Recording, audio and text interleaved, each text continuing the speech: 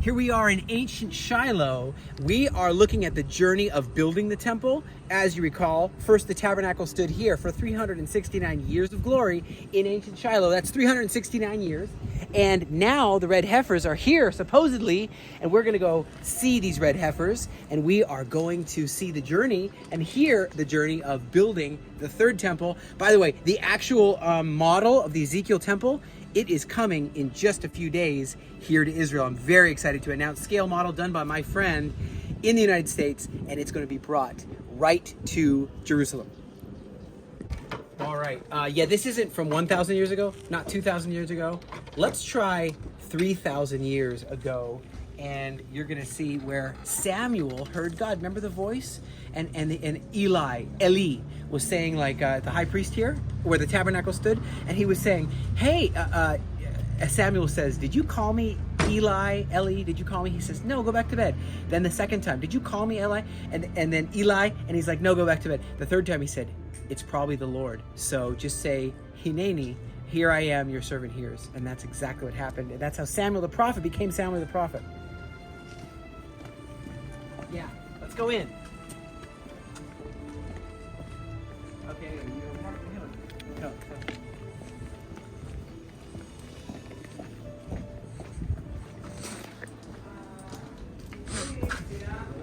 By the way, my buddy, David Rubin, he's got some very cool books. All of them are awesome. I got to meet him. I was just with him in the United States. And so what happens is, when I was with David Rubin, he runs the Shiloh Children's Fund here in Shiloh, ancient Shiloh, in the modern city. And what's exciting is that he really gets it. When you live in Judea and Samaria, you understand the principles and you understand what God's saying in this time. Now, what I love is if you look at the book of Exodus, what's that about? It's about an exodus, a leaving of the house of bondage, a miracle. You've probably seen the work right now of the land bridge in the middle of the Red Sea. There's like a land bridge, and it's proving, and of course you have the metallic coral. So there's coral and there's like metal, like chariot wheels and stuff. So that's real. It's a real story. Red Sea. You can see here 12 tribes, 12 symbols: Simon, Reuben, Judah, Issachar, Zebulun. And you see how Moses sent out 12 spies, but they weren't called spies, they were called 12, almost like tourists, 12 tourists, because it says go to Latur et Haaretz, to kind of explore the land. That's the ancient Hebrew word, Latur et Haaretz. And you know what? Only 2 came back with a good report. And so what happens is later Joshua, after they came, 10 gave a bad report. So later Joshua sends out only 2 spies who were actually spies, like James Bond. And they came back with, of course, hey, let's do this. And then they did this, and they entered. When they entered the land, this was the capital. After Jericho fell, they came up here, and this was the capital for how long? 369 years of God's glory rested here with that tent. Before there was a temple, before there was Jerusalem. And who led them? Joshua. Let's go see where they walked. You got a hologram here, and you can see how it looks before I turn it on. You can see that on this, you're going to see verses floating in the air, and incense and fire. You're going to feel what the tabernacle felt like. That's called the tabernacle right there. Now check it out. It's actually pretty amazing how these settlers, the blockade to peace, the settlers. No, these are the nicest people in the world. And right now they are fulfilling what Joshua / Moses / God told them to do, and that is to settle this land. Now we're going to turn off the lights, and you're going to see it's going to start. You ready? The dark days of slavery are over. We've left Egypt.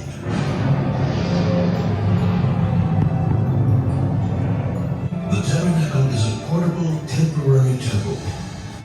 The tabernacle courtyard was rectangular, 100 cubits in length by 50 cubits in width, until the city was destroyed by the Philistines. It then wandered until Solomon built the temple in Jerusalem.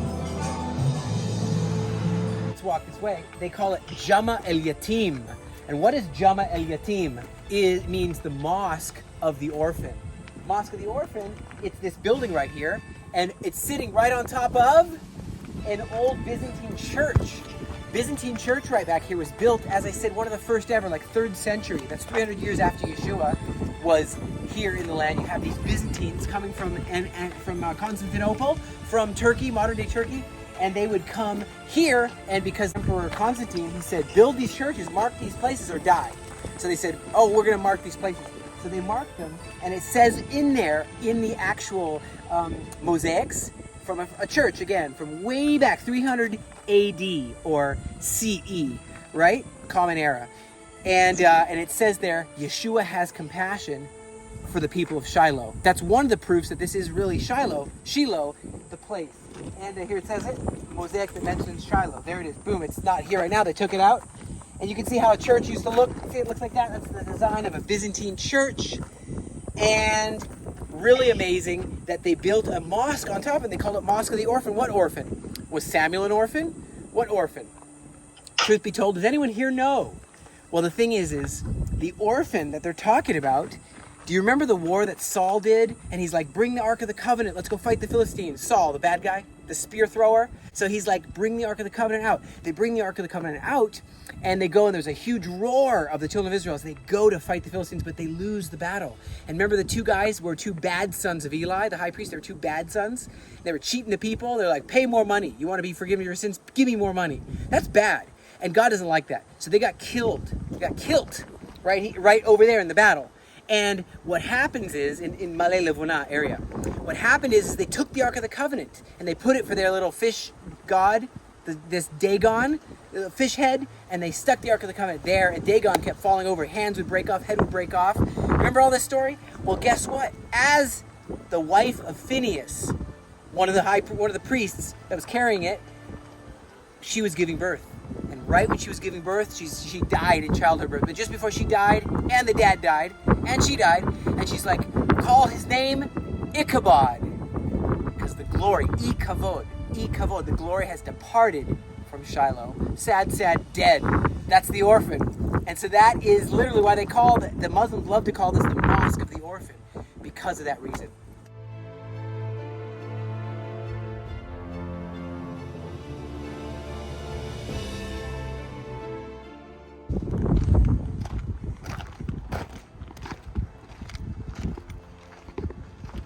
Ancient Shiloh. As you go up here, you're going to see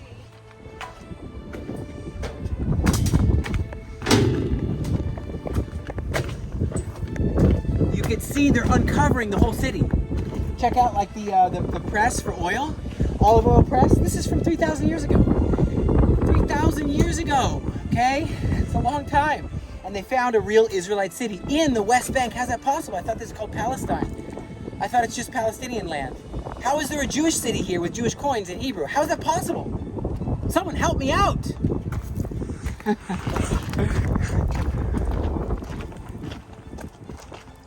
All right.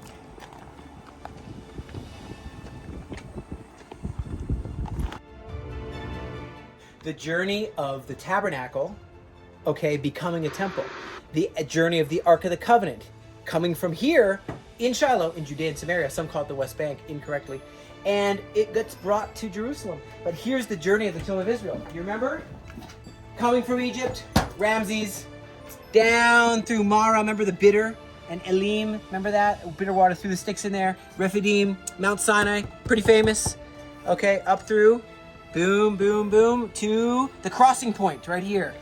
Okay? And you go the Shalom Sheikh down there, Ras Muhammad, blah, blah, blah. And you come over here into Mount Hor, and you go over above the Dead Sea up here, above the Dead Sea, and cross over the Jordan River. Another body of water to cross, and there's Gilgal, ouch. A little bit of circumcision time. Then Jericho, circle, circle, circle, shofar, right? And then the seventh blast, and it falls, and then Shiloh. That's where we are. That's the capital. That's the journey. And then from here, of course, to the temple. Boom. Right there, Jerusalem. That's where it went after. So that is what we're seeing, is the discovery of the history, but also the journey from tabernacle to temple. Once again, we're seeing that when the Ezekiel temple's built. You know, the Red Heifer. We're here to find the Red Heifer. We're going to talk to the guy just now and find out where this Red Heifer is. We saw that it's here. So now we got to meet it.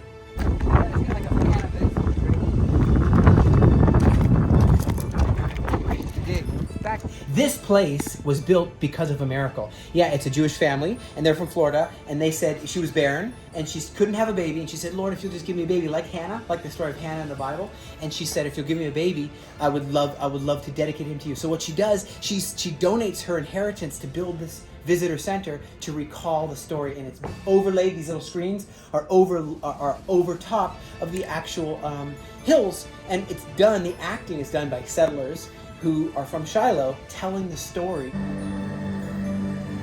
It's time to go out and settle throughout the land.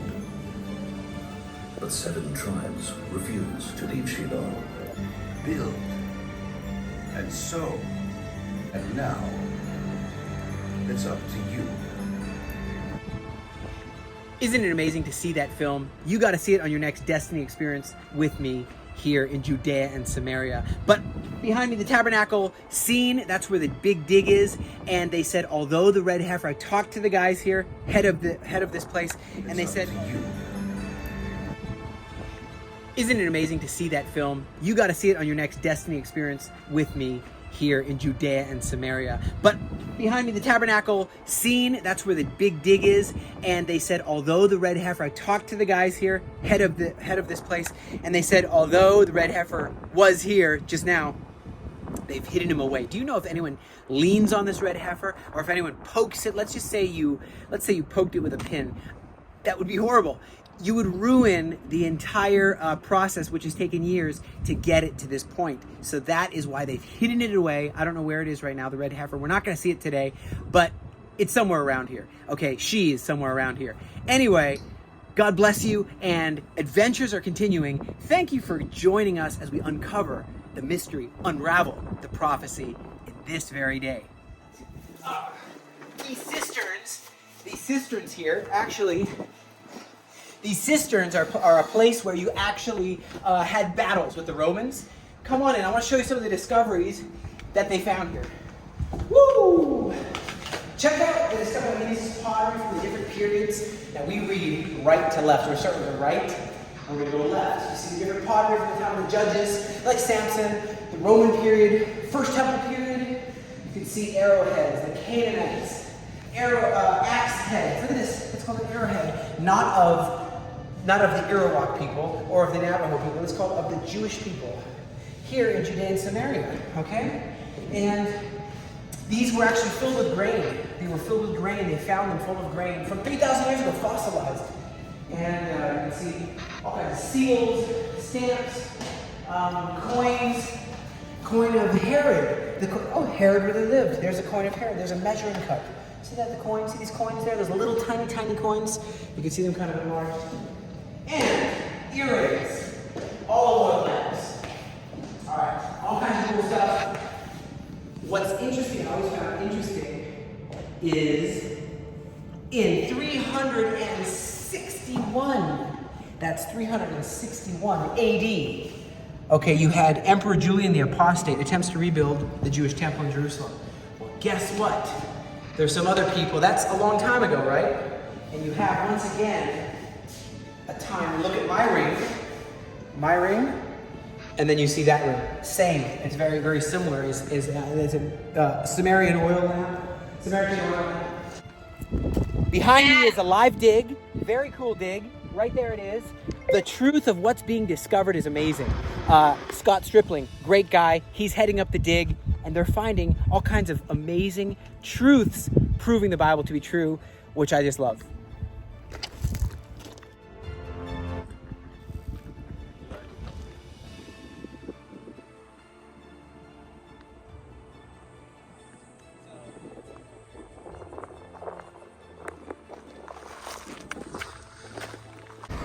That's what's being built right here is the welcome center for the Red Heifer, Para Aduma.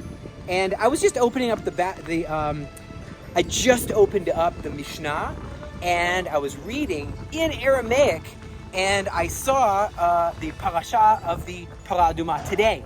Today I read it. I found it so interesting. So that's where, right here is where the Red Heifer will be housed. Right here, it's all being built. This is breaking news. Your group is going to come here, and you're going to be like, Chaim told me that this is it, and it's going to be beautiful. This is in ancient Shiloh, and we are excited to to keep you posted as to the progress.